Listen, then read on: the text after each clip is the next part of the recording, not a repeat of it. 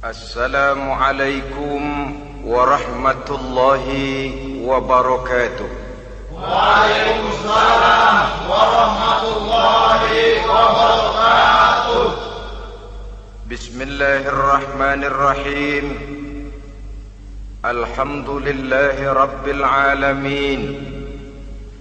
Wassalatu wassalamu ala ashrafil anbiya'i wal mursalin, imamil muttaqin, sayyidil ghurril muhajjalin, wa ala alihi wa ashabihil mujahidin at-tahirin, amma ba'du. Saudara-saudara kaum muslimin rahimakumullah, seorang muslim adalah seorang yang berpandangan luas, berjiwa lapang. Maksudnya apa?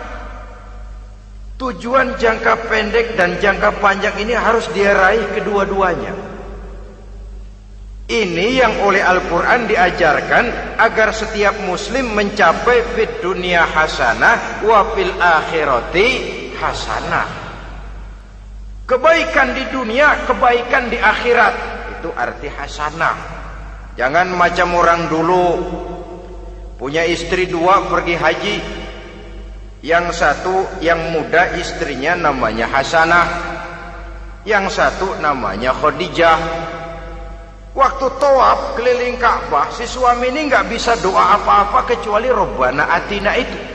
Tiap putaran Rabbana Atina fid dunya hasanah wa fil akhirati hasanah. Putaran kedua Rabbana Atina fid dunya hasanah wa fil akhirati hasanah. Ini istri tuanya yang namanya Khadijah dengerin aja. Akhirnya di satu saat dia colek suaminya, "Bang, mentang-mentang Hasanah bini muda disebutin melulu. Saya dong disebutin dalam doa." "Iya deh, ntar putaran selanjutnya." Suaminya blow on juga. Putaran kedua dia baca Rabbana Atina fid dunya hasanah wa fil akhirati Khadijah.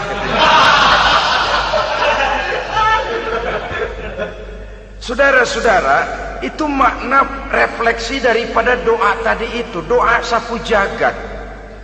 Kita ingin fid dunya hasanah wa fil akhirati hasanah. Tujuan jangka pendek dunia tercapai, tujuan jangka panjang akhirat dan ridho Allah juga tergapai. Oleh sebab itu Al-Quran menjelaskan, wabtaghi fima atakallahu ad-daral akhirah wala tansa nasibaka minad dunya. Dengan karunia yang diberikan Allah kepadamu, carilah bahagia akhirat. Wala tansa nasibaka minad dunya, tetapi jangan lupakan bagianmu dalam kehidupan di dunia ini. Cari akhirat, utamakan akhirat dengan tidak usah melupakan jatahmu di dunia. Kenapa saya katakan seorang muslim berjiwa besar? Sebab andai kata dia gagal mencapai tujuan jangka pendek, andai kata dia gagal di dunia, dan dia oleh Islam diajarkan jangan sampai gagal, tapi andai kata dia gagal, dia masih punya tujuan jangka panjang, akhirat dan ridho Allah. Dia masih bisa menghibur diri, biarlah di dunia kita sederhana, bahkan biarlah susah di dunia, asal di akhirat kita bahagia. Orang yang tidak punya pandangan hidup semacam ini, surgalah dunia ini, segalanya telah tertumpu di sini. Bila umurnya selesai, ajalnya datang, selesai sudah surganya sampai di situ, dan dia tidak punya pengharapan lain di belakang itu. Maka seluruhnya bertumpu pada kehidupan di dunia. Padahal dunia seperti air laut, makin diminum makin haus, makin kering tenggorokan. Dunia yang diperturutkan menyeret manusia ke dalam lingkaran setan, terjebak dalam sifat yang namanya tamak bin rakus alias serakah.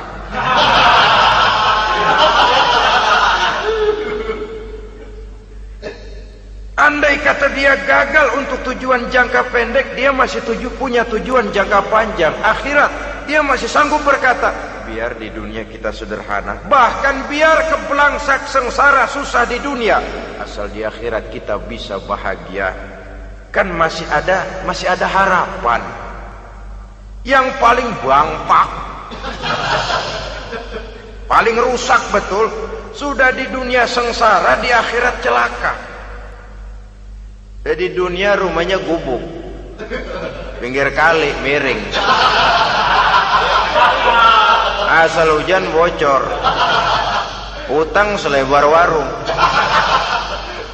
Bayang kagak, ngaji enggak, puasa enggak, saban malam merit mulu. Saudara hadirin yang saya hormati, lalu kapan mau bahagia kalau sudah di sini susah, di sana akan susah juga. Ini yang pertama, seorang muslim, seorang yang optimis, berjiwa besar, luas pandangan. Kegagalan dia dalam jangka pendek tidak menyebabkan dia melupakan tujuan jangka panjang. Yang kedua, positifnya apa? Cara dia mencapai tujuan jangka pendek diwarnai oleh keyakinan adanya tujuan jangka panjang. Dia memang benar cari harta, tapi karena dia yakin ada akhirat, Allah ridho apa tidak? Ini positifnya. Saya memang cari duit, tapi dengan cara ini Allah ridho apa tidak? Saya memang ingin berpakaian yang rapi, tapi dengan tidak menutup aurat begini, Allah ridho atau tidak? Saya memang bergaul menghormati teman, tapi terjebak dalam minuman keras karena menghormati teman, Allah ridho apa tidak? Ini orang yang punya tujuan jangka panjang. Segalanya diberikan bingkai dengan pertanyaan, Allah ridho atau tidak? Keyakinannya terhadap tujuan jangka panjang mewarnai gaya hidupnya di dunia ini, mencapai tujuan jangka pendek tadi. Mau minum, Allah ridho apa enggak ini? Mau makan, yang saya makan Allah ridho apa enggak ini? Pendeknya apapun yang mau dia kerjakan, karena dia punya keyakinan tujuan jangka panjang, dia selalu menimbang terhadap ridho Allah tadi. Jadi tanpa prestasi ibadah, kita nol besar dalam pandangan Allah. Ini nilai manusia yang hakiki di sini.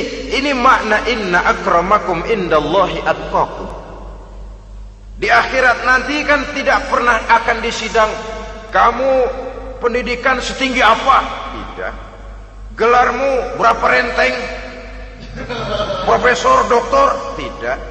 Akhirat hanya menyidang, kau sholat atau tidak? Kau puasa atau tidak?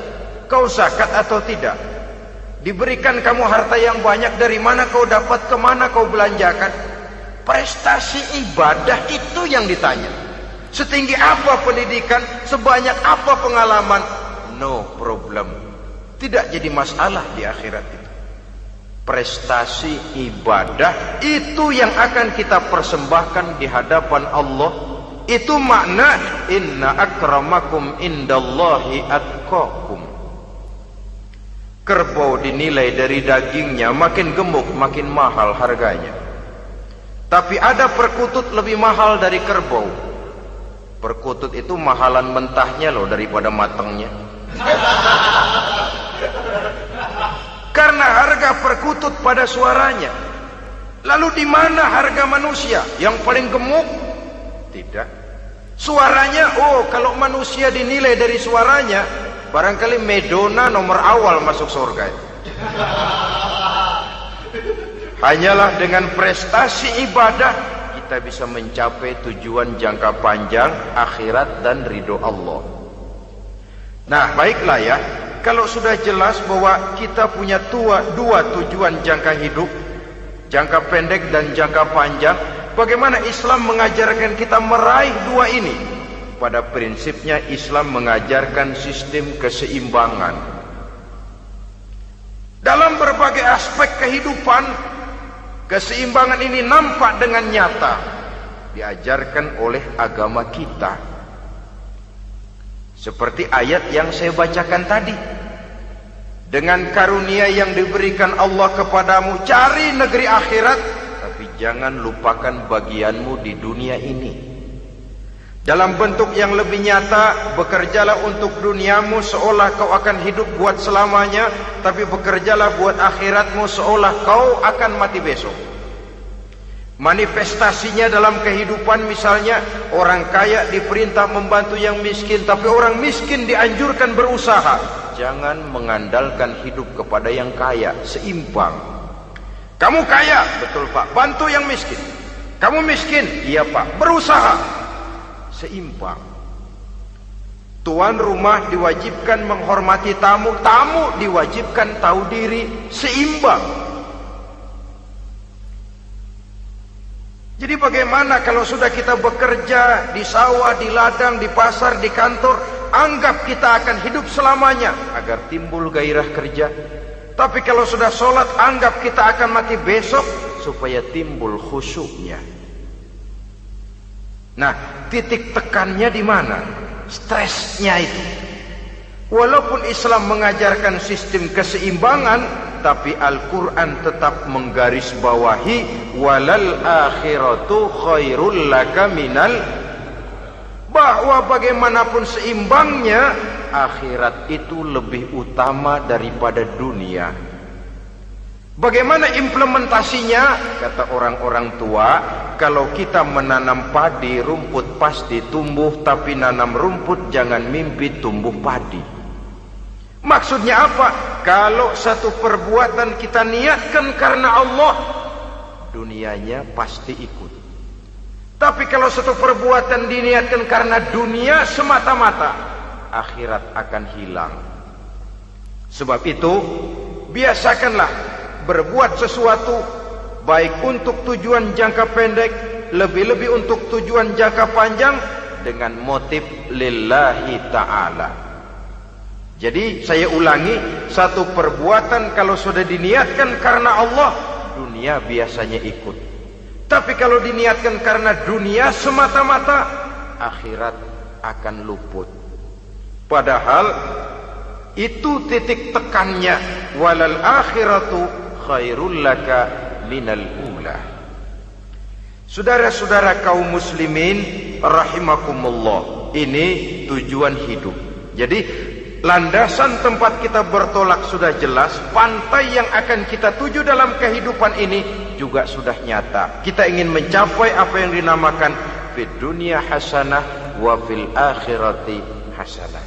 Untuk itu perlu ada keseimbangan, tetapi titik tekannya tetap akhirat lebih utama daripada kehidupan dunia ini. Sekarang kalau sudah ada dasar hidup, sudah ada tujuan yang akan kita capai, tentu harus ada alat untuk mencapainya.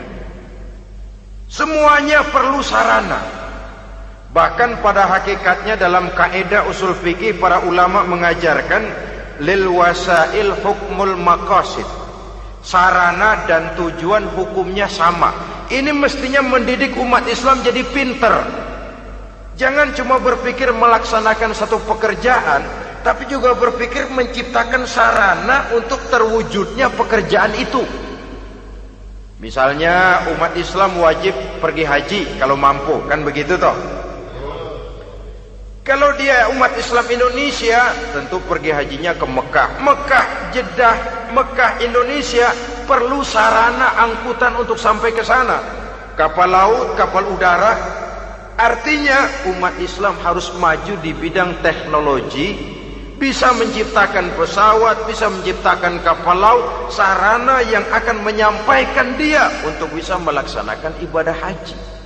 Selama ini kita bertumpu kepada pemikiran, pokoknya kan yang penting gue pergi haji pakai apa kayak gue punya duit. Dari segi pribadi memang barangkali begitu. Tapi sebagai umat yang harus mencapai kemajuan, apabila diperintahkan melaksanakan sesuatu, kita pun hakikatnya dituntut menciptakan sarana untuk menunjang pelaksanaan sesuatu itu sendiri. Agama mengajarkan an-nazafatu minal iman, kebersihan sebagian daripada iman. Siapa yang menciptakan mesin cuci, sabun-sabun keras, deterjen, rinso dan lain sebagainya? Siapa yang menciptakan air condition, pembersih ruangan? Kita hanya berpikir pokoknya kan bersih, mau pakai apa kek. Kita jarang yang berpikir kepada pewujudan teknologi modern untuk menerjemahkan hadis itu.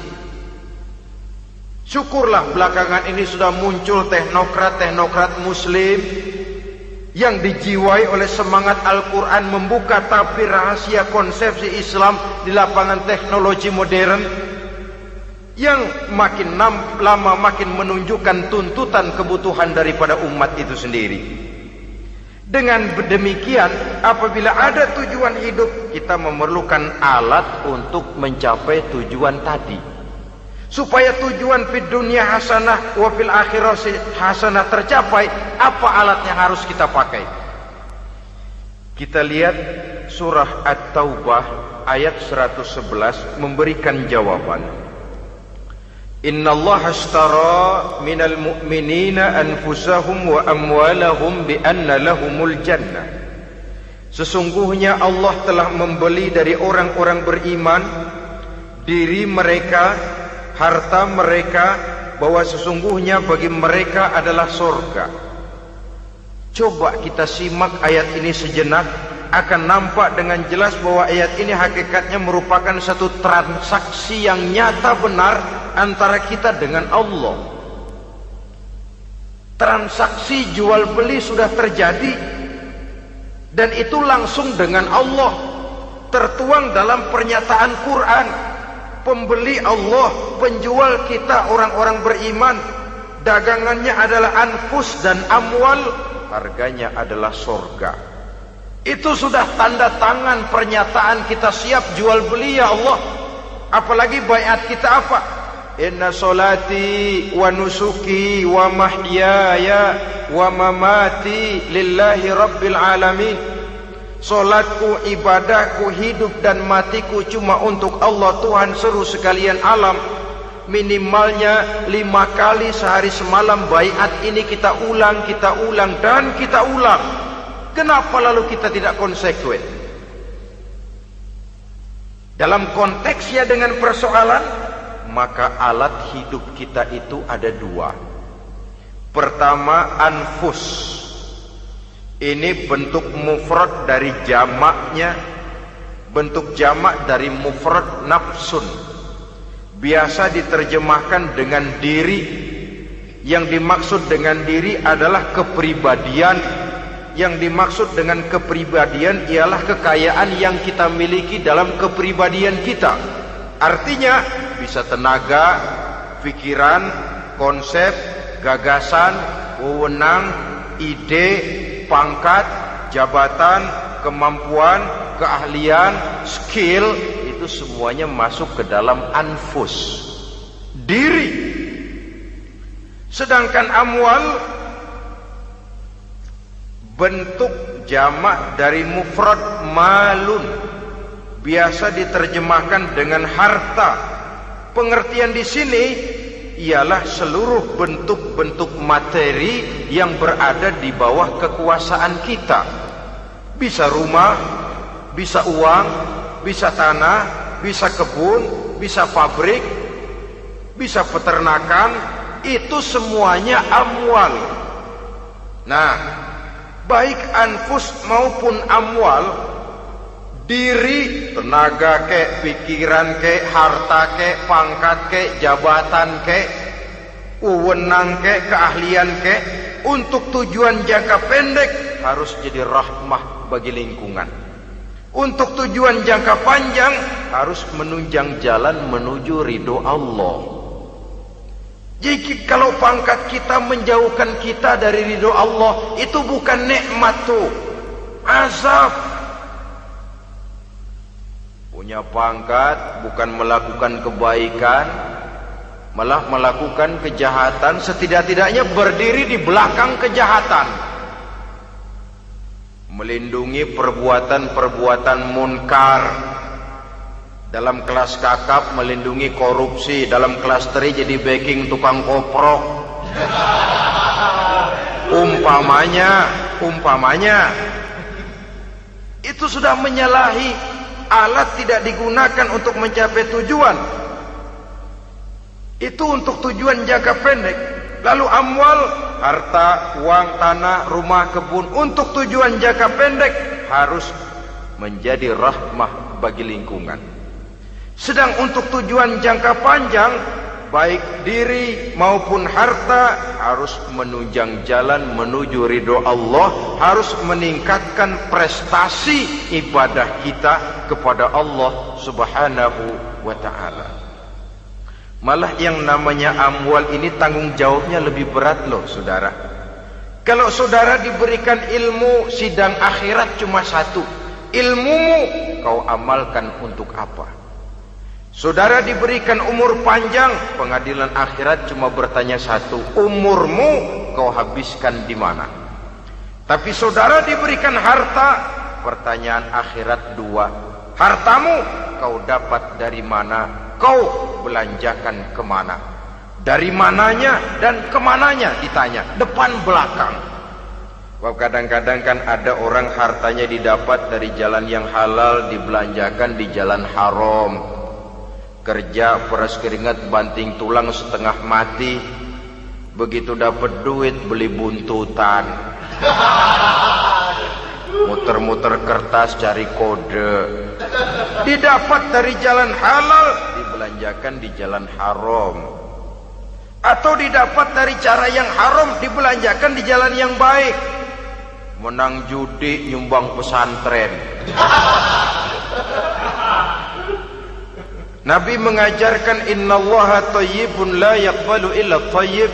Allah itu baik dan hanya menerima yang baik-baik saja. Tidak bisa mencuci kain dengan air najis. Kain akan tetap kotor.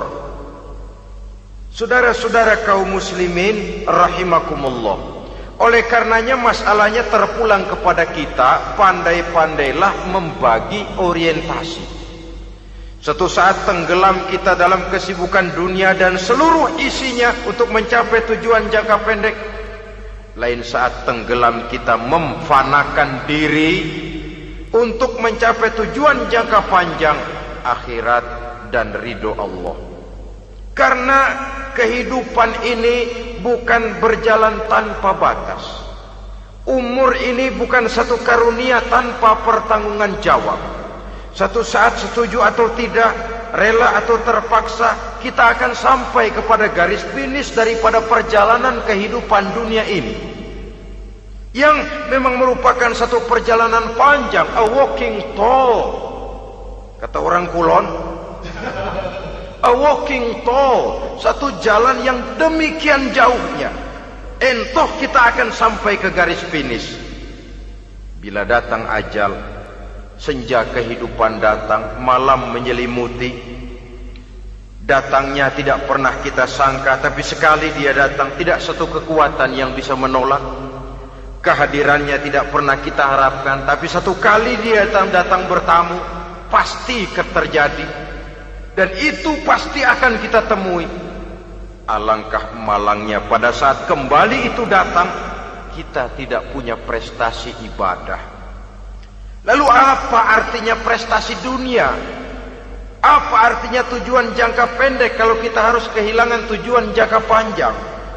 Rumah kita yang besar, pangkat kita yang tinggi, harta kita yang banyak, bisakah menolong kita untuk kalau sudah kumpul di padang mahsyar nanti? Malaikat, jangan gebugin saya, rumah saya harga 2 miliar.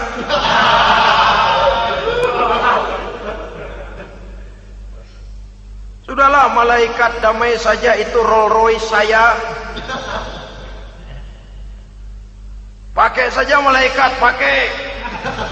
Kata malaikat, gue budak, gue nggak butuh gituan. Hanya prestasi ibadah yang bisa menyelamatkan kita pada kondisi semacam itu. Jadi oleh karena itu saudara-saudara, biar di dunia ini rumah kita besar, mobil bagus, uang banyak, pabrik ada, usaha lancar, asal di akhirat masuk surga aja. Gak apa-apa. Daripada di dunia sengsara, di akhirat neraka, senangnya kapan? Sudah di sini sengsara, di sana kebelangsak. Itu yang orang-orang tua bilang lacur kuda namanya. Pelan dipecut, kenceng digentak, setengah mati, serba salah. Kuda kalau bisa ngomong, gue setengah mati, serba salah. Pelan dipecut, kekencengan, ditarik. Itu yang namanya lacur kuda begitu. Serba salah posisinya. Untuk itu pandai-pandailah membagi orientasi supaya tercapai tujuan ideal ini, fid dunya hasanah wa fil akhirati hasanah. Ini tentang tujuan hidup. Nah, untuk mencapai tujuan ini kita tidak berjalan sendiri. Kita perlu teman hidup. Di samping teman hidup ada pula lawan hidup. Siapa teman hidup kita untuk mencapai tujuan hidup ini? Dalam arti sempit, teman hidup kita suami istri yang taat kepada Allah.